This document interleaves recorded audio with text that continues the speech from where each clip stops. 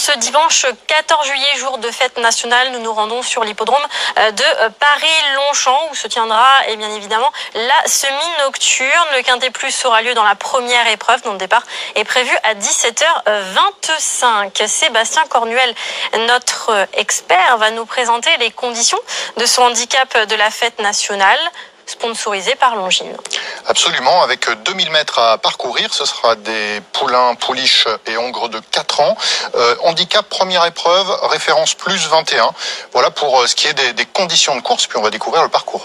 Oui, effectivement, nous sommes sur la grande piste de Paris-Longchamp, 2000 mètres avec une piste qui va sans doute être assez rapide, c'est ce qu'on a vu ces derniers temps à Longchamp. Oui, certainement du bon terrain, voire bon souple, plutôt bon, avec une première partie de parcours en montant. Vous voyez, on aborde déjà la fausse ligne droite sur ces images, et puis la ligne droite l'arrivée sera jugée au premier poteau. Effectivement, les partants, nous allons découvrir les poulains et pouliches au départ de cette épreuve. On va démarrer assez fort dans la première partie de tableau. On va découvrir ça tout de suite avec l'As Velma Valento qui avait remporté un Quintet Plus l'année dernière avant d'être longuement arrêté.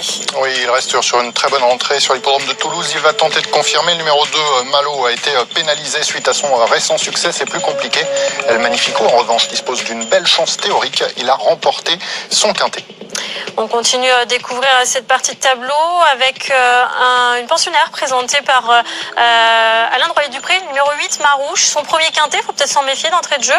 Absolument, et c'est son premier Quintet. Christophe Soumillon, Alain de Royer-Dupré, elle a bien couru pour sa course de rentrée. Attention à ce numéro 8. Numéro 9, Ultra Cool, serait peut-être un petit peu mieux avec du terrain plus souple. C'est peut-être le bémol concernant cette candidature. Et puis sur ce tableau, que dire de Cham Sabad? Il va attendre et va certainement bien conclure. Comme d'habitude, Fréquence Mag est possible pour une place. Et là, dans la dernière partie de tableau, alors Sébastien, on a des chevaux qui montent de catégorie avec le 13 et le 16 et puis deux autres qu'on a vus dans le Quintet de référence. Oui, j'aime beaucoup Five Ice Cubes qui fait toutes ses courses, qui est en pleine forme et qui reste sur un succès. Justement, il va tenter de confirmer tout cela. Voilà pour la présentation des partants. Il est temps pour Sébastien de nous donner son ticket pour ce handicap de la fête nationale. Eh bien, je vous propose de jouer au Quintet avec un champ réduit.